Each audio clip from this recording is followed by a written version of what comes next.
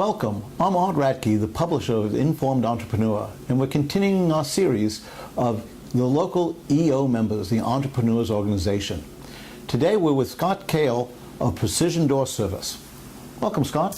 Thank you. And, one of the things I've loved about this series is I've gone around and met some of what I believe are some of the best business owners in Hampton Roads. The EO, it kind of develops that feeling because people are always working on their business. And in the little bit I've gotten to know you, you've got quite an interesting story. I'm excited about having you here today. But for the people who are watching, could you just kind of describe what your business is first?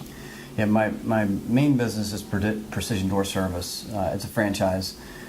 We are a garage door service, repair, and installation company. So the majority of the business is repairing broken garage doors, and we also sell new garage doors, or sometimes that people run through their door with the car, or whatever might happen that they need a new garage door. They just call us out because they want to replace one that's getting old. So we're probably 60% service, 40% new garage doors, okay, and garage door openers. Very good. How did you get in this business? Was this a childhood dream of yours? Absolutely. I couldn't wait to get in the garage door business. It was a linear move from technology to garage doors. No, I was formerly a partner in a business that was a distribution company for network electronics and cabling products. And I had an opportunity. I have a brother who is in this business as well. He owns 2 precision door franchises in South Carolina. Oh, neat. And so he had been in my ear for a while talking about the business and what he liked about it. And the opportunity came up that this market was for sale. And he called me, and the rest is history. Okay. And smooth transition? Absolutely. Some surprises? What was the first year like? Well, I bought a business with no employees. It was close to a 10-year-old business, and all the employees had basically walked out on the owner, and so. Congratulations. Yeah, exactly. So this was in June of 2008, first part of June that I started talking to him. I drove down to South Carolina. I had about 6 days in that market where I rode around with the technicians, learned to fix doors. Luckily, I have some mechanical inclination, so it kind of came to me pretty quickly. I came back here, and day one, after closing on the business, I jumped in the truck. I closed on the business on Friday. I jumped in the truck on Saturday morning and started running calls and started hiring people, and so we've gone from 0 to 1, and then over the course of time to a dozen employees or so. Excellent. So it sounds like that first year you were working a lot of hours. It was hard. Yeah. It was hard. Yeah, I think a lot of business owners can relate to that. Did you ever run any risk of when you arrived home, people yelling, "There's a stranger at the door"? I felt like a stranger for sure. Fortunately, I knew I had some perspective that it was going to be a shorter period of time, and I had some good advice from some mentors that. You've got to get out of the truck and you've got to get on top of your business.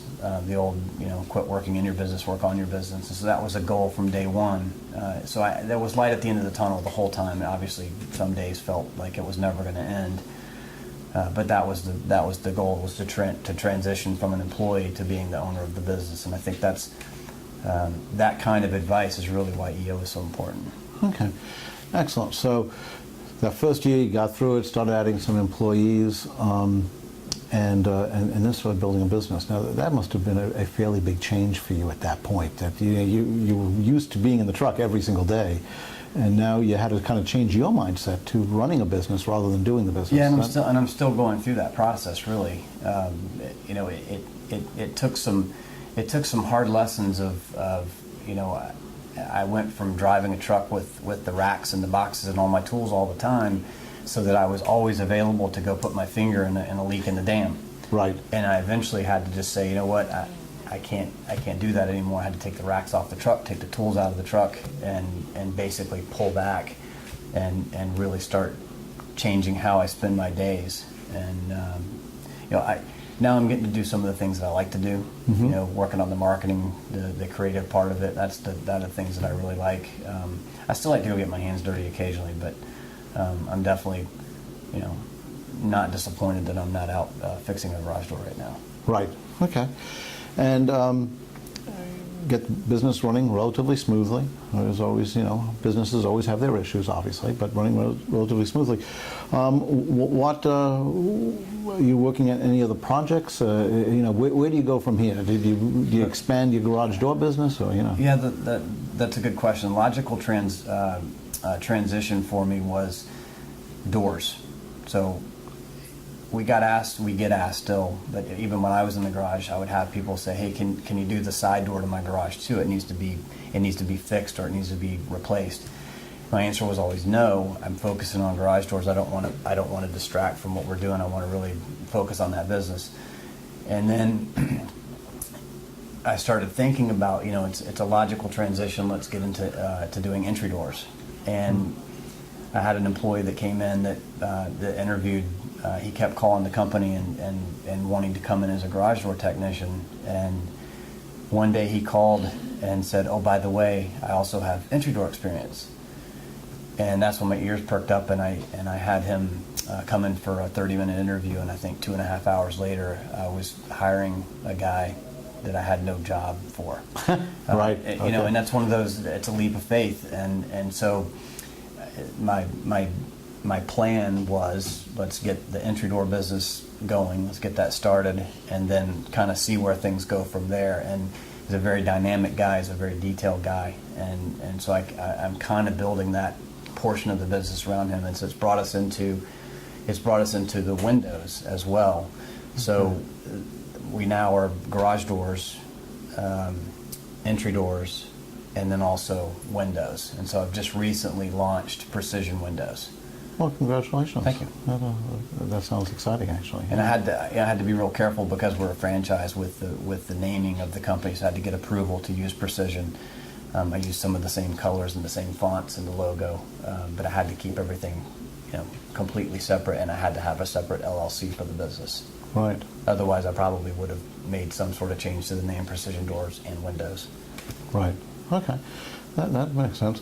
Now, it sounds like you may have had a little bit of an advantage that others don't have, in that your brother was already in the business. So huge advantage. I'm sure there was some you know, talking back and forth, because A lot. one of the things that we hear from a lot of owners is that it can be lonely being an owner. I mean, you know, do you go home and tell your family how tough things are, or what challenges you face? Or they probably don't want to hear it. And even your friends don't understand. It's completely foreign to them. You know, that they go to work. I'm not saying they don't take the problems home with them, but you know, my father-in-law, when I first got married, he kept telling me, "You should own a business someday. I really would like you to be a business owner," and I didn't understand why. And then when I did, he said, "You know, it's going to be really good when it's good, and it's going to be really bad when it's bad." And I get that. You know, it's you definitely have to have somebody to talk to. So being able to, you know, we have video chat on our computers, just the basic Google chat stuff, and so we're constantly back and forth sharing ideas, and then you get to know the other owners around the country, and you get to know them on a, you know, make a phone call anytime you want, or even chat with them, and that really helps. You get some perspective. Mm-hmm. But the EO, I think, you know, I looked at it and first thought, well, you know, I kind of already have that network of peers, but to have a local network of peers that are not necessarily doing my business, but doing other types of businesses, and get some different perspective on things, I think was probably the main force for pulling me into EO. Okay, well, excellent, because that was going to be my next question. I wanted to transition. No, that was perfect. You know, the EO is that type of community. You know, and you know, what have you found to be most valuable about that community? What you know? Well, I'm a recent member, right? So right, it's only a few months. Is that correct? Right. I don't have a lot of experience with EO, but already, you know, the relationships that I've developed with these folks are invaluable. But I have to say, with my short time here, I've been to 3 of the educational seminars that they do.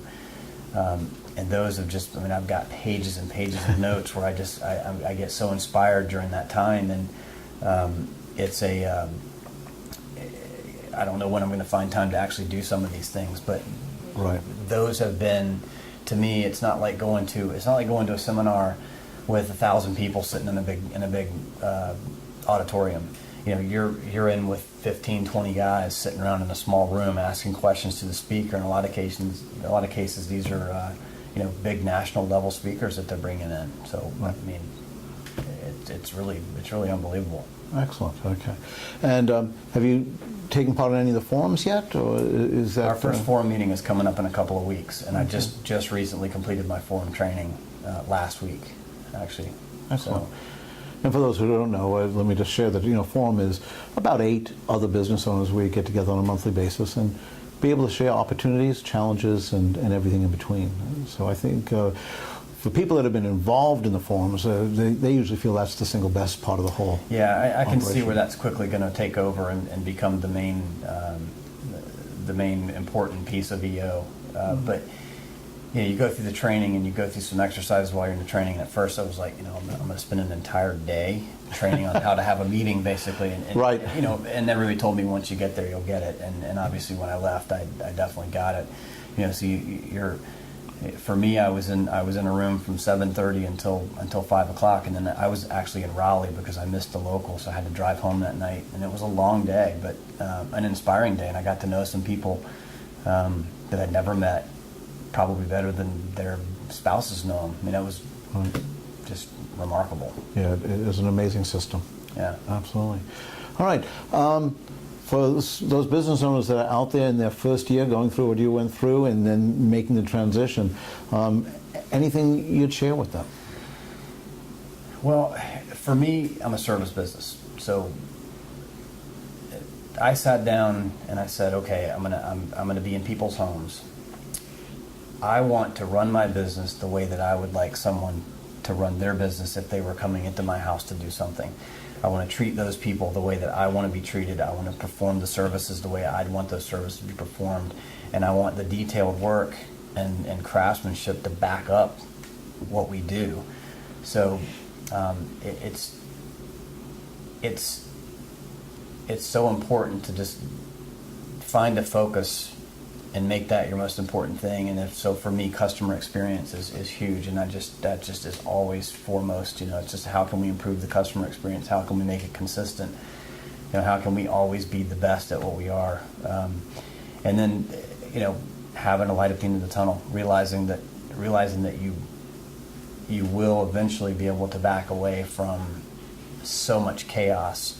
And somebody once told me that you get into a business and it just seems to just shimmy and shake and just run like a bad car, Right. and until you get to a certain size.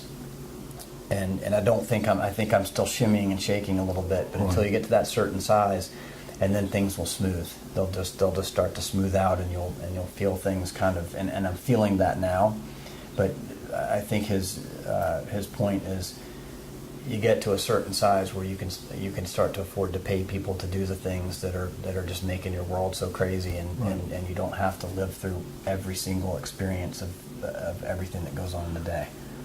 That's great insight. Yeah, and does give an element of hope for. There's always hope. I started the business in 2008, and what happened in 2008? The economy took a dive, and it was one of I'm thinking, what in the world am I doing?